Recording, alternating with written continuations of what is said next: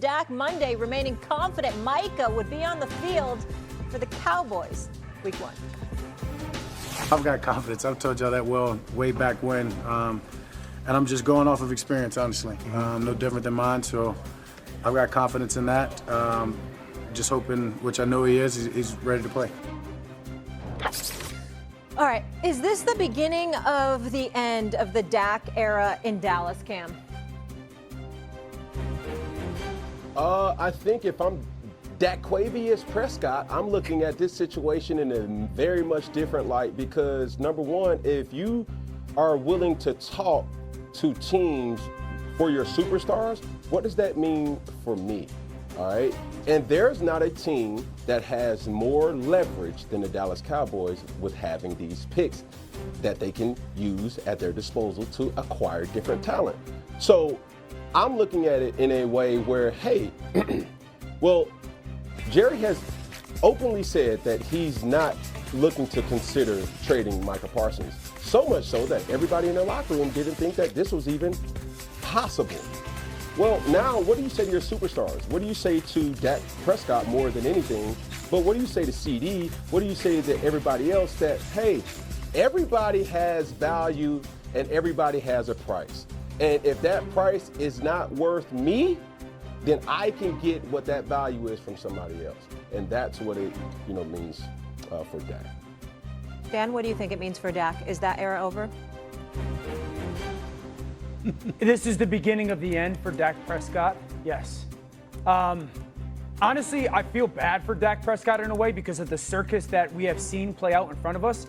Here's the reality numbers-wise. If I'm accurate, Dak Prescott's cap hit next year is at $75 million. In 2027, he's at $68 million, and then 68. So while you sit there and go, them moving on from Micah Parsons is in many ways, football-wise, making your football team a lesser unit and therefore less competitive. But there's a financial reality of if they trade him, what would be the cap hit and how much can they get back in regards to Dak Prescott? There's a no-trade clause, I believe, still that he has to sign off for.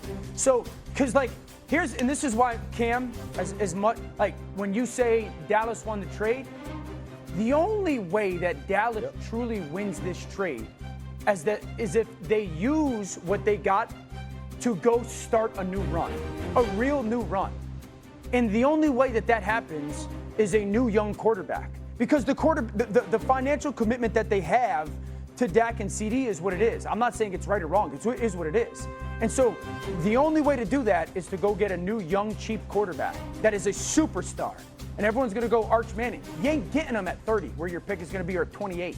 And so it feels that way, football sense-wise, but there's a salary and numbers-wise that you just sit there and go, they are just in a very, very financially tough situation in the next 2 or 3 seasons.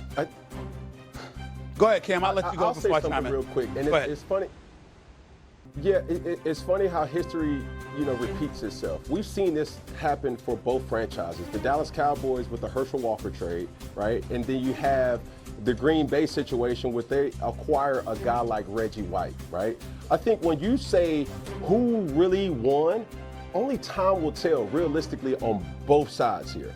So when I'm looking at a Dallas situation, you can pretty much get a worst case scenario. You can get a new quarterback because what are you willing to offer? You can offer up to 4 draft picks to get a franchise quarterback with that situation, and that's why I will be fearful if I'm Dak Prescott, right? Because if you do not play well, then you're pretty much going to be disposable for anybody else to be acquired for Dallas. I just want to say to America, I think this conversation is very, very cute. I really, really do. It really, really is. It touches me. It really, really does. What Dak era? What era? Nah, don't be. What era? Yeah, did we just not, I'm sorry, Dan, did you just not sit on national television and say that Micah Parsons was the best player in the franchise? Oh, he was. Oh, yeah, he was the best player, right? So he was there over the last 4 or 5 years, right? Last 4 years. He wasn't even the best player on the team. I know that he got the highest salary. You understand? I mean, do you know, Cam, that the first 4 years of Dak Prescott's career, the brother didn't miss a damn game and made close to $5 million. But since that time, he's missed nearly 40% of his games, and he's collected over $260 million. This is what we're talking about with Dak Prescott here.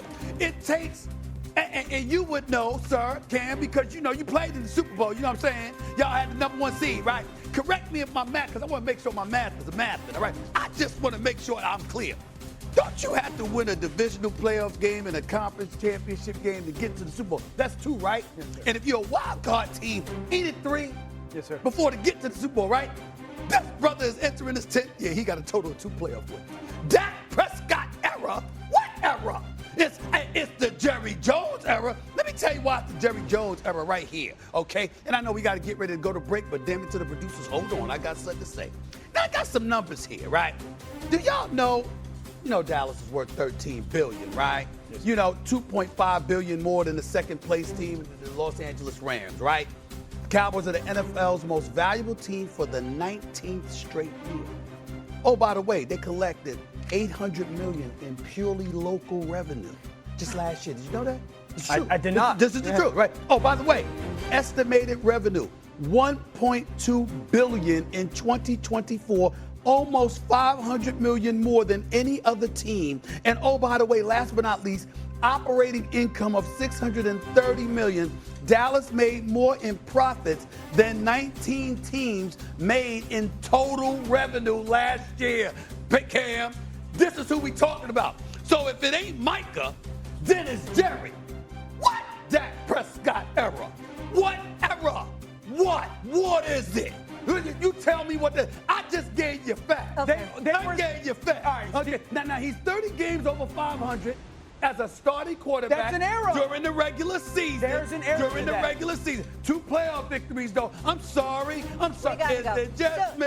So, Dan, Is it you're just saying me? it's the beginning of the end of the Dak era, and Stephen A. still waiting for the Dak era to start. Come on, Dan. Yeah. Come on now. Just I mean, wanna they make won, sure they we're all won as clear. many games as anybody in the regular season. for 3 years. You know what? Yeah, The regular season award? You got it. Is that what we're doing Remember now? him, Molly, right? I know. Yeah, the That's what Dallas we're doing Cowboys now. are going to be a threat. There's only about 7 or 8 In the teams regular better than season. them. All right, we got to leave it there. Coming up. He has been covering the Packers for us forever. Rob, take us through this from the Packers side of this. How did this all come together? Greeny, this all began one day when Packers general manager Brian Gutekunst walked into Matt LaFleur's office and asked his head coach, would you want Micah Parsons? Matt LaFleur said, well, of